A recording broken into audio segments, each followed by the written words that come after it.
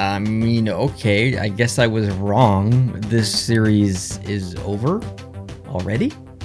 That seems odd. I thought myself and a lot of other people were making predictions, thought that this series would go pretty deep, but here we are, and the series is over. It feels a bit almost awkward in a way. I feel bad for Washington Capitals fans. I almost don't want to talk to the Washington Capitals fans that I do know, because I don't want to upset them, because I can't imagine how they feel. Obviously some disappointment last year, even more disappointment this year. They were an extremely strong team. There was a chance, if I'm remembering the standings correctly, they probably would have came second in the entire Eastern Conference if the season had have ended as it should have.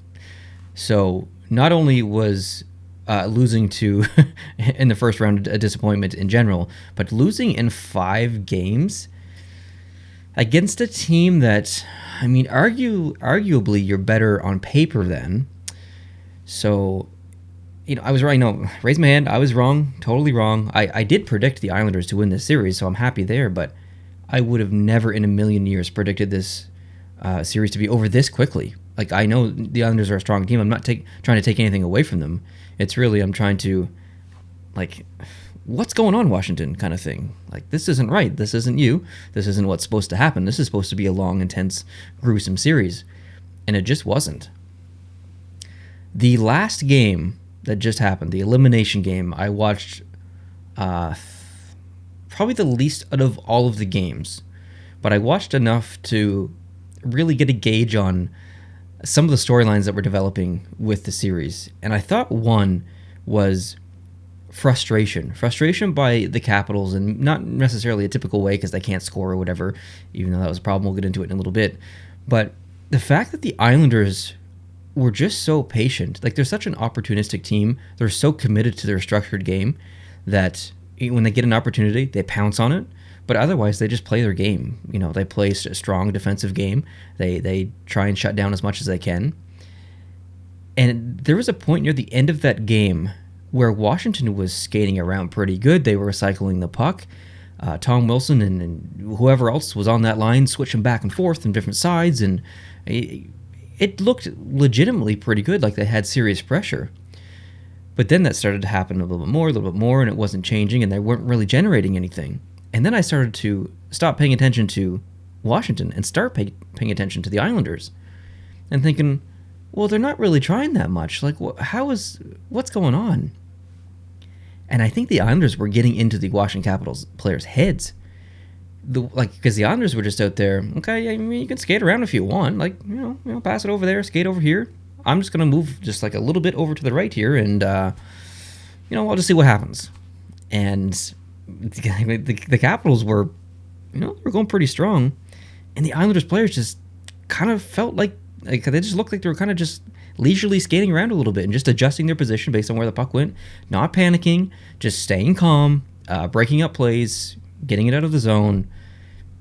And it was just like rinse and repeat. Like, they played such a structured game, even in high intense situations like that, when you're facing arguably the best offensive team in the entire NHL, who's cycling the puck for minutes on end in your zone, and you're just standing there. You're not even tired. You're just like accepting what's going on and just dealing with it. It was pretty cool to see, honestly, from a defensive perspective. And I think that really frustrated the Capitals, because they know how skilled they are offensively. They know that when they do start to get on their horse and cycle that puck as well as they do in the offensive end, that it usually generates. And it just wasn't. It just wasn't generating. And they didn't really generate a lot the entire series. They severely struggled offensively, which is not a characteristic of the Washington Capitals. It is the opposite characteristic of the Capitals. So I think a big round of applause is required for the Islanders team. Just the fact that they weren't really incredibly impressive in any specific area of the ice. Obviously, they were good defensively, as I said, but they just played a very patient, a very structured game. Like I said, opportunistic. When a chance came up, they pounced on it. And when they were in deep, hard foretrekking, create a turnover, dump the puck out in the middle, and they got so many scoring chances and goals from that rinse and repeat play. So I mean, just a huge round of applause to the Islanders players. Barry Trotz obviously is a genius coach.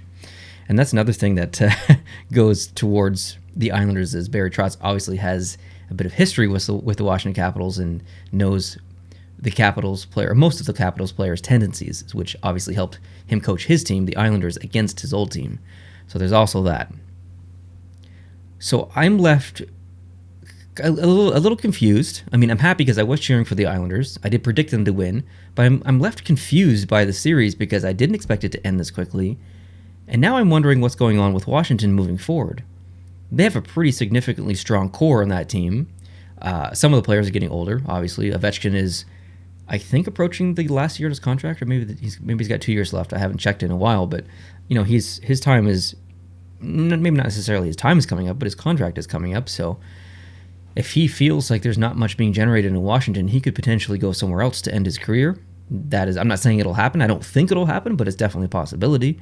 Obviously, everyone knows what's going on with Holtby this year. We could have just witnessed Holtby's last game as a Washington Capital, which is unfortunate. I really like Holtby, but he's been very vocal about his political views, and his political views are he doesn't like Trump.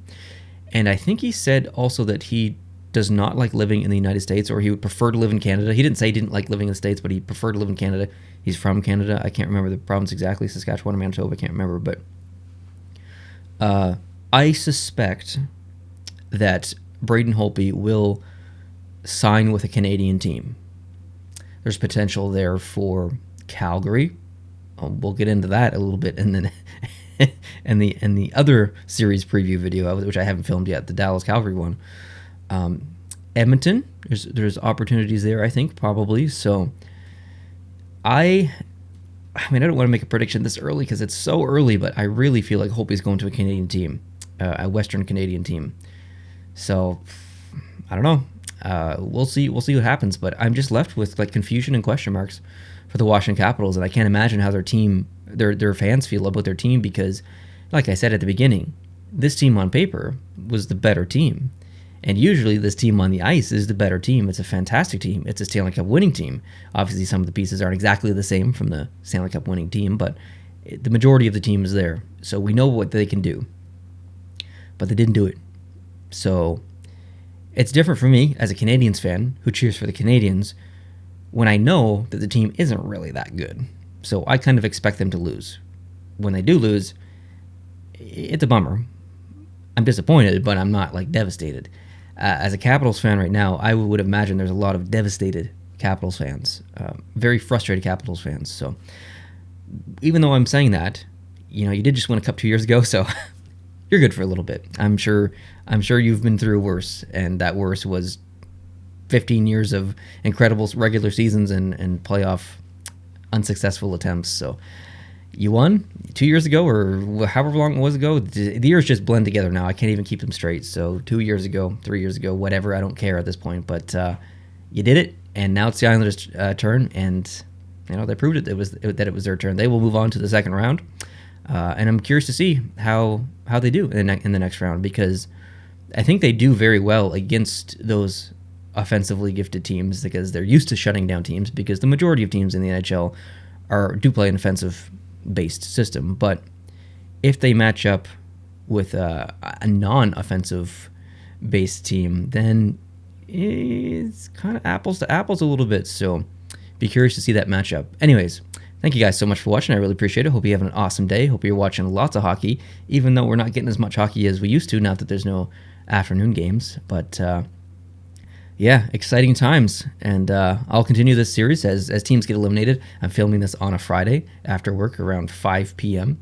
So you won't see this until tomorrow, which is Saturday. So by the time tomorrow comes, there might have already been some teams eliminated because those games happen tonight. So if that happens, of course, expect a couple of videos from those elimination series. So yeah, lots to come, lots to talk about. We got the podcast this weekend, special guest on the podcast, I think. So that's pretty exciting. Lots to talk about. There's so much to talk about. Yeah. Anyways, hope you're having a great day. Hit the subscribe button down below if you love hockey talk and you want to join for a good conversation about hockey and some fun stuff mixed in between, like jersey concepts and all that stuff. Anyways, thanks for watching. I'll catch you later. Adios.